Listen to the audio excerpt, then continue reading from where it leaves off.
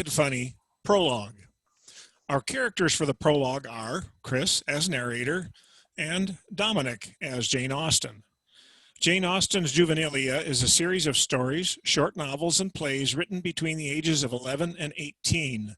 The themes we highlight today, the marriage plot that constitutes virtue and vice and what is true feeling, are explored more fully in the novels. For the purposes of our play, Jane Austen will read her own words of narration from the works presented, and the narrator will give a summary or commentary created for the play to produce a clear narrative when we leave out parts. We'd like to start with a dedication written in 1792 that shows Austen imagining a future as a published author. The dedication of Catherine or the Bower to Miss Austen. Madam, encouraged by your warm patronage of the beautiful Cassandra and the history of England, which through your generous support have obtained a place in every library in the kingdom and run through 80 editions, I take the liberty of begging the same exertions in favor of the following novel, which I humbly flatter myself possesses merit beyond any already published or any that will ever in the future appear, except as may proceed from the pen of your most grateful humble servant the author. Steventon, August 1792. Act 1, The Three Sisters, a marriage plot. Our characters are Chris as narrator, Sarah as Mary Stanhope, Chuck as Mr. Watts, Rose as Mother and Mrs. Stanhope, Melody as Sophie, and Jeannie as Georgiana. In The Three Sisters, a novel and letters written about 1791, Austen explores the marriage plot when the prospective bridegroom is extremely disagreeable, and the bride-to-be is more worried about getting material goods and hoping the husband will die soon. You might see some early traces of Pride and Prejudice in the play. I am the happiest creature in the world, for I have received an offer of marriage from Mr. Watts. It is the first I have ever had, and I hardly know how to value it enough. I do not intend to accept it, at least I believe not. But as I am not quite certain, I gave him an equivocal answer and left him, He's quite an old man, about 32, very plain, so plain that I cannot bear to look at him. And he is extremely disagreeable, and I hate him more than anybody else in the world. He has a large fortune and will make great settlements on me, but then he is very healthy. In short, I do not know what to do. If I refuse him, he as good as told me that he should offer himself to Sophie, and if she refused him, to Georgiana. And I could not bear to have either of them married before me. If I accept him, I know I shall be miserable all the rest of my life, for he is very ill-tempered and peevish, extremely jealous, and so stingy that there is no living in the house with him. Mary vacillates over accepting him or not, and her mother tells her that one of her sisters will accept him if she does not. Her sisters, Georgiana and Sophie, who might remind you of Elizabeth and Jane Bennet, decide they must convince Mary to marry Mr. Watts. Let us flatter ourselves that Mary will not refuse him. Yet, how can I hope that my sister may accept a man who will not make her happy? He cannot, it is true. But his fortune, his name, his house, his carriage will, and I have no doubt that Mary will marry him. Indeed, why should she not? He is not more than 32, a very proper age for a man to marry at. He is rather plain, to be sure, but then what is beauty in a man? If he has but a genteel figure and a sensible-looking face, it is quite sufficient. This is all very true, Georgiana, but Mr. Watts' figure is unfortunately extremely vulgar, and his countenance is very heavy.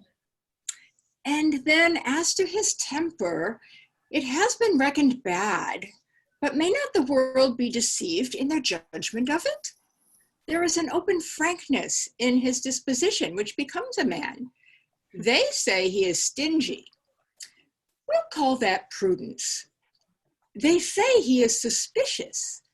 that proceeds from a warmth of heart, always excusable in youth.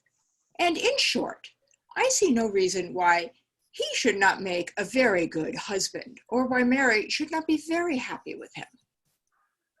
When Mr. Watts shows up to hear Mary's answer, he proves to be quite unpleasant. Fine weather, ladies. Well, Miss Stanhope, I hope you have at least settled the matter in your own mind and will be so good as to let me know whether you will condescend to marry me or not. I think, sir, you might have asked in a gentler way than that. I do not know whether I shall have you if you behave so odd. Mary! Well, Mamma, if you will be so cross. Hush, hush, Mary, you shall not be so rude to Mr. Watts. Pray, madam, do not lay any restraint on Miss Stanhope by obliging her to be civil. If she does not choose to accept my hand, I can offer it elsewhere. For as I am by no means guided by a particular preference to you above your sisters, it is equally the same to me which I marry of the three.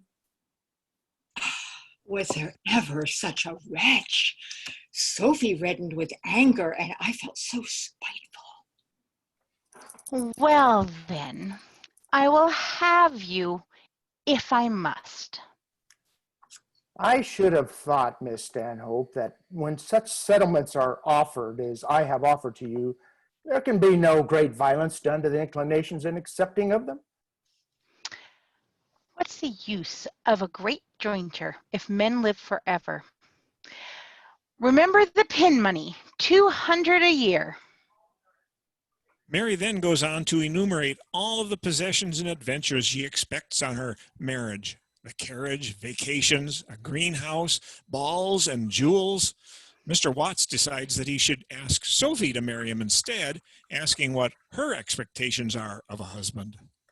I expect my husband to be good-tempered and cheerful, to consult my happiness in all his actions, and to love me with constancy and sincerity. These are very odd ideas. Truly, young lady, you had better discard them before you marry, or you will be obliged to do it afterwards. Eventually, Mrs. Stanhope convinces Mary to accept Mr. Watts, and the family and Mr. Watts negotiate for the settlements, the details of the new carriage, and that Mary will get a new horse. Finally, Mr. Watts leaves at midnight. Ah, thank heaven, he's off at last. How I do hate him. It was in vain that Mamma represented to her the impropriety she was guilty of in disliking him who was to be her husband, for she persisted in declaring her aversion to him and hoping she might never see him again. What a wedding this will be! Goodness. Okay, we're just going to take 1 second and give the speakers a chance to change out their speaker names, and then we'll go on to Act 2. I think we're good to go, Chris. Act 2, Jack and Alice, Virtue and Vice. Our characters are Chris as narrator, Dominic as Jane Austen, Chuck as Charles Adams, Sarah as Alice Johnson, Jeannie as Lady Williams, and Melody as Lucy. Jack and Alice was probably written about 1790. Many of the characters in the Juvenilia are self-absorbed and think they are more virtuous than they are. There is a slapstick quality to the portrayal of vice and violence that happens often. Austen also reverses gender expectations to create humor. The women chase after the men are beautiful and accomplished, etc. The characters in Jack and Alice are introduced in the beginning of the story, and we'll focus on just a few of them. Charles Adams was an amiable, accomplished, and bewitching young man, of so dazzling a beauty that none but eagles could look him in the face. In Lady Williams, every virtue met. She was a widow with a handsome jointure and the remains of a very handsome face. Though benevolent and candid, she was generous and sincere. Though pious and good, she was religious and amiable, and though elegant and agreeable, she was polished and entertaining. The Johnsons, Alice and her mother and father, were a family of love, and though a little addicted to the bottle and the dice, had many good qualities. The Johnsons invite their neighbors and Pammy-diddle to a masquerade, and all are wondering about the mysterious man who shows up. Of the males, a mask representing the sun was the most universally admired. The beams that darted from his eyes were like those of that glorious luminary, though infinitely superior. So strong were they that no one dared venture within a half-mile of them. He had therefore the best part of the room to himself, its size not amounting to more than 3/4 of a mile in length and half a one in breadth.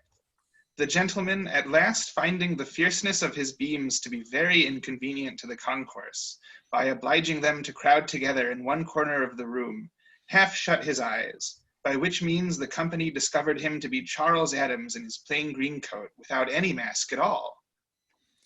Charles Adams is pursued by many women. Alice Johnson falls in love with him. Yet in spite of every endeavor on the part of Miss Johnson to discover any attachment to her in him, the cold and indifferent heart of Charles Adams still, to all appearance, preserved its native freedom, polite to all but partial to none.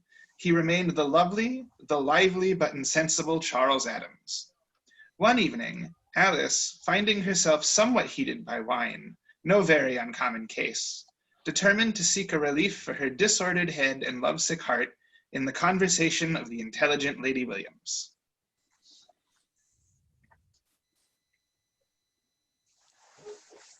You need to unmute. I perceive but too plainly, my dear Miss Johnson, that your heart has not been able to withstand the fascinating charms of this young man, and I pity you sincerely. Is it a first love? It is. I am still more grieved to hear that. I am myself a sad example of the miseries in general attendant on a first love, and I am determined for the future to avoid the like misfortune. I wish it may not be too late for you to do the same. If it is not, endeavor, my dear girl, to secure yourself from so great a danger. A second attachment is seldom attended with any serious consequences. Preserve yourself from a first love, and you need not fear a second. Lady Williams proceeds to tell Alice about her first love. She mentions a friend of hers, Mrs. Watkins, who had too much color. From there, the evening almost erupts in violence. Well, as I said before, I was invited by this lady to spend some weeks with her in town. Many gentlemen thought her handsome, but in my opinion, her forehead was too high, her eyes too small, and she had too much color. In that, madam, as I've said before, your ladyship must have been mistaken. Mrs. Watkins could not have had too much color, since no one can have too much. Excuse me, my love, if I do not agree with you in that particular. Let me explain myself clearly. My idea of the case is this. When a woman has too great a proportion of red in her cheeks, she must have too much color. But, madam, I deny that it is possible for anyone to have too great a proportion of red in their cheeks. What, my love? Not if they have too much color. Miss Johnson was now out of all patience, the more so, perhaps, as Lady Williams still remained so inflexibly cool. It must be remembered, however, that her ladyship had in one respect by far the advantage of Alice. I mean in not being drunk, for heated with wine and raised by passion, she could have little command of her temper. The dispute at length grew so hot on the part of Alice that, from words, she almost came to blows. When Mr. Johnson luckily entered, and with some difficulty forced her away from Lady Williams, Mrs. Watkins, and her red cheeks. Fortunately, Lady Williams does not hold a grudge, and she and Alice are friends again. A few days after their reconciliation, Lady Williams called on Miss Johnson to propose a walk in a citron grove, which led from her ladyship's pigsty to Charles Adams's horse pond. Alice was too sensible of Lady Williams' kindness in proposing such a walk, and too much pleased with the prospect of seeing at the end of it a horse pond of Charles's, not to accept with visible delight. Lady Williams and Alice discover a young woman named Lucy under one of Charles Adams' citron trees in great pain. She tells them that she has fallen in love with Charles Adams after seeing him in Wales. However, I was determined to make a bold push and therefore wrote him a very kind letter, offering him with great tenderness my hand and heart. To this, I received an angry and peremptory refusal, but thinking it might be rather the effect of his modesty than anything else, I pressed him again on the subject. But he never answered any more of my letters, and very soon afterwards I left the country. As soon as I heard of his departure, I wrote to him here, informing him that I should shortly do myself the honor of waiting on him at Pamydiddle, to which I received no answer. Therefore, choosing to take silence for consent, I left Wales unknown to my aunt and arrived here after a tedious journey this morning. On inquiring for his house, I was directed through this wood to the one you see here. With a heart elated by the expected happiness of beholding him, I entered it and had proceeded thus far in my progress through it when I found myself suddenly seized by the leg, and on examining the cause of it, found that I was caught in one of the steel traps so common in gentlemen's grounds. Oh, cruel Charles, to wound the hearts and legs of all the fair. Lady Williams is able to set Lucy's broken leg, and Lucy goes to stay with Lady Williams. Lucy soon leaves on a trip to Bath with Sukey, Caroline, Cecilia Simpson, friends from the neighborhood. Alice has become an heiress and thinks that Charles Adams might marry her now. Finding the violence of her attachment to him to augment daily, she at length disclosed it to her father and desired him to propose a union between them to Charles. Her father consented and set out one morning to open the affair to the young man. Mr. Johnson, being a man of few words, his part was soon performed, and the answer he received was as follows. Sir, I may perhaps be expected to appear pleased at and grateful for the offer you have made me, but let me tell you that I consider it as an affront. I look upon myself to be, sir, a perfect beauty. Where would you see a finer figure or a more charming face? Then, sir, I imagine my manners and address to be of the most polished kind. There's a certain elegance, a peculiar sweetness in them that I never saw equaled and I cannot describe. Partiality aside, I am certainly more accomplished in every language, every science, every art, and everything that any other person in Europe. My temper is even, my virtues innumerable, myself unparalleled. Since such, sir, is my character, what do you mean by wishing me to marry your daughter? Let me give you a short sketch of yourself and of her. I look upon you, sir, to be a good sort of man in the main, a drunken old dog to be sure, but that's nothing to me. Your daughter, sir, is neither sufficiently beautiful, sufficiently amiable, sufficiently witty, nor sufficiently rich for me. I expect nothing more in my wife than my wife will find in me perfection. These are my sentiments, and I honor myself for having such. The unfortunate Alice, on receiving from her father the sad account of the ill success his visit had been attended with, could scarcely support the disappointment. She flew to her bottle, and it was soon forgot. Lucy has been in Bath and received a proposal of marriage from an elderly duke. The young women she is staying with are not happy about her success.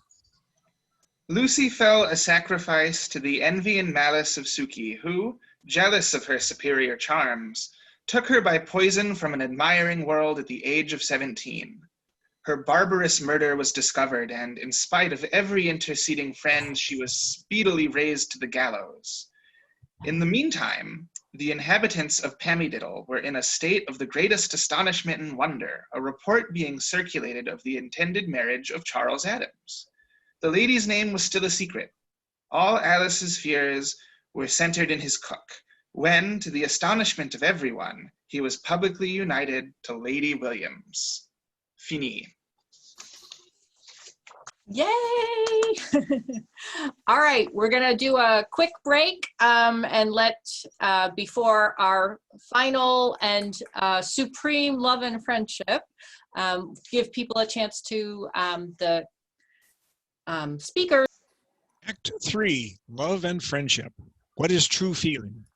Our characters are Chris as narrator, Rose as Laura, Dominic as Edward, Chuck as Sir Edward, and Sarah as Sophia.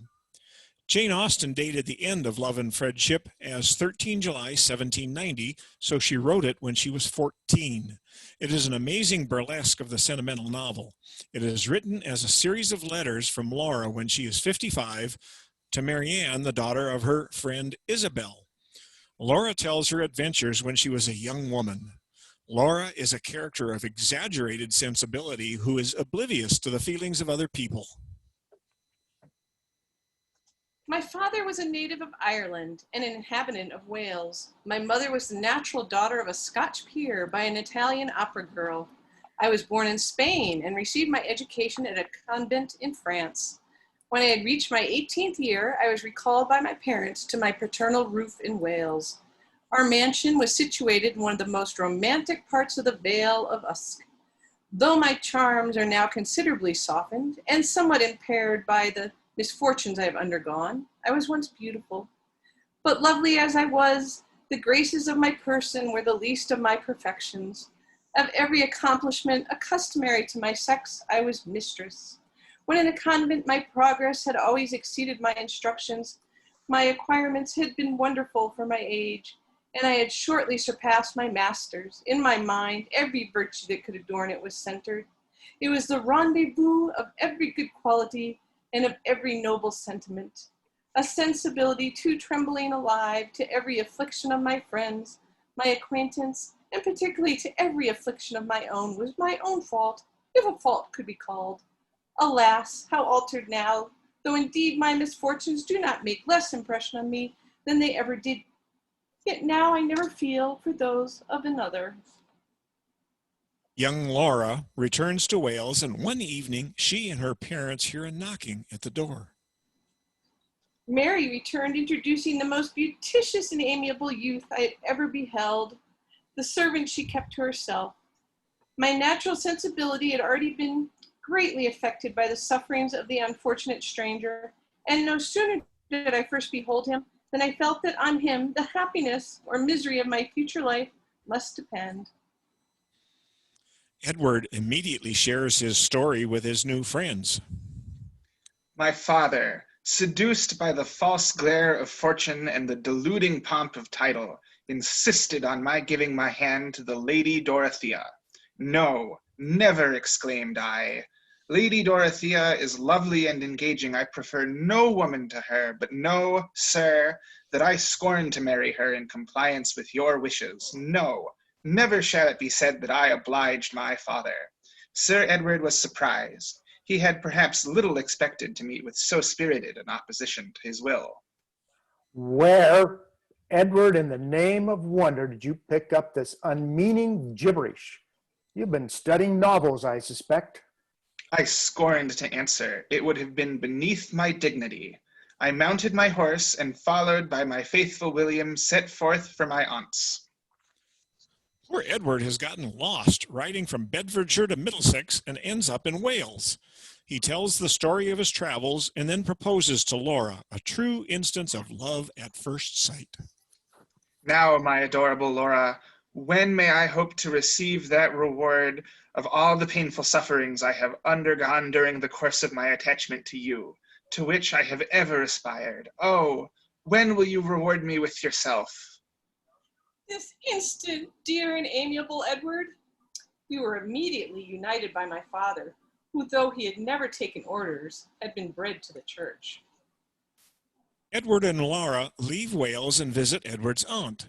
Eventually, they end up going to see Edward's friend Augustus and his bride Sophia. Sophia was rather above the middle size, most elegantly formed. A soft languor spread across her lovely features, but increased their beauty. It was the characteristic of her mind. She was all sensibility and feeling. We flew into each other's arms, and after having exchanged vows of mutual friendship for the rest of our lives, instantly unfolded to each other the most inward secrets of our hearts. We were interrupted in the delightful employment by the entrance of Augustus, Edward's friend, who has just returned from a solitary ramble. My life, my soul. Augustus replied, "My adorable angel," as they flew into each other's arms. It was too pathetic for the feelings of Sophia and myself. We fainted alternately on a sofa.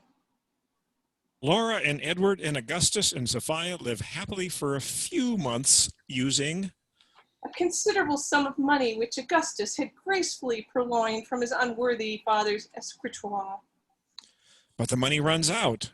Augustus is taken to debtor's prison. The house is to be seized, and Edward leaves in search of Augustus.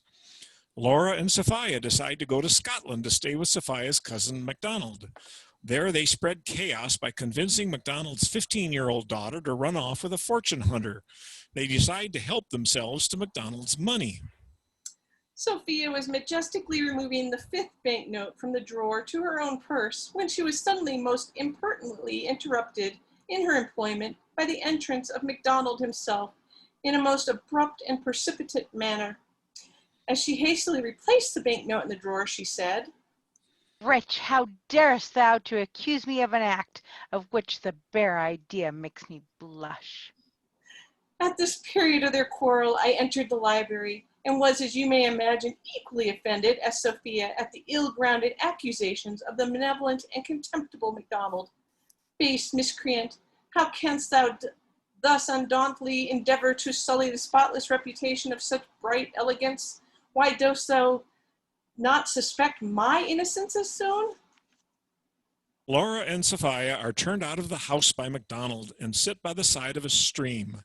They witness a carriage overturn. 2 gentlemen, most elegantly attired, but weltering in their blood, was what first struck our eyes. We approached. They were Edward and Augustus. Yes, they were our husbands. Sophia shrieked and fainted on the ground. I screamed and instantly ran mad. We remained thus mutually deprived of our senses some minutes, and on regaining them, were deprived of them again. For an hour and a quarter we did continue in this unfortunate situation, Sophia fainting every moment and I running mad as often. At length a groan from the hapless Edward, who alone retained any share of life, restored us to ourselves. Had we indeed before imagined that either of them lived, we should have been more sparing of our grief. But as we had supposed when we first beheld them, that there were no more, we knew that nothing could remain to be done but what we were about. No sooner did we therefore hear my Edward's groan, than postponing our lamentations for the present, we hastily ran to the dear youth, and kneeling on each side of him, implored him not to die. Laura, I fear I have been overturned.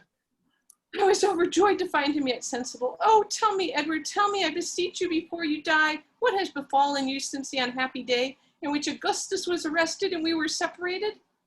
I will. And instantly, fetching a deep sigh, he expired. Sophia immediately sank again into a swoon. My grief was more audible. My voice faltered. My eyes assumed a vacant stare. My face became as pale as death, and my senses were considerably impaired. Talk not to me of fainting, said I, raving in a frantic, incoherent manner. Give me a violin. I'll play to him and soothe him in his melancholy hours. Beware ye yet, gentle nymphs of Cupid's thunderbolts. Avoid the piercing shafts of Jupiter. Look at that grove of firs. I see a leg of muffin. They told me Edward was not dead, but they deceived me. They took him for a cucumber. Thus I continued wildly exclaiming on my Edward's death. For 2 hours did I rave thus madly, and should not then have left off, as I was not in the least fatigued, had not Sophia, who had just recovered from her swoon, entreated me to consider that night was now approaching, that the damps began to fall. Laura and Sophia find a cottage to spend the night. Sophia becomes ill. Her disorder turned into a galloping consumption, and a few days carried her off. Amidst all my lamentations for her, and violent you may suppose they were, I yet received some consolation in the reflection of my having paid every attention to her that could be offered in her illness. I had wept over her every day, had bathed her sweet face with my tears, and had pressed her fair hands continually in mine. Right before she died, she said to me, My beloved Laura, take warning from my unhappy end and avoid the imprudent conduct which has occasioned it. Beware of fainting fits. Though at the time they may be refreshing and agreeable, yet, believe me, they will in the end, if too often repeated and at improper seasons, prove destructive to your constitution. My fate will teach you this. I die a martyr to my grief for the loss of Augustus. One fatal swoon has cost me my life. Beware of swoons, dear Laura. A frenzy fit is not 1/4 so pernicious. It is an exercise to the body, and if not too violent, is I dare say conducive to health and its consequences. Run mad as often as you choose, but do not faint. Laura leaves the village where Sophia and Edward died and gets onto a stagecoach where she meets Edward's family and her friend Isabel. Sir Edward tells Laura, As the widow of my son, I desire you will accept from me 400 a year. I graciously promised that I would, but could not help observing that the unsympathetic baronet offered it more on account of my being the widow of Edward than in being the refined and amiable Laura. I took up my residence in a romantic village in the Highlands of Scotland, where I have ever since continued, and where I can, uninterrupted by unmeaning visits, indulge in a melancholy solitude, my unceasing lamentations for the death of my father, my mother, my husband, and my friend. Adieu, my dearest Ginny. Epilogue. We hope you have enjoyed our play. It is pleasant to imagine the young Jane Austen reading the works in the Juvenilia to her family, enjoying the laughs and applause. As Jane Austen said of novels in Northanger Abbey, the Juvenilia as a whole is a work in which the greatest powers of the mind are displayed, in which the most thorough knowledge of human nature, the happiest delineation of its varieties, the liveliest effusions of wit and humor are conveyed to the world in the best chosen language. Fini.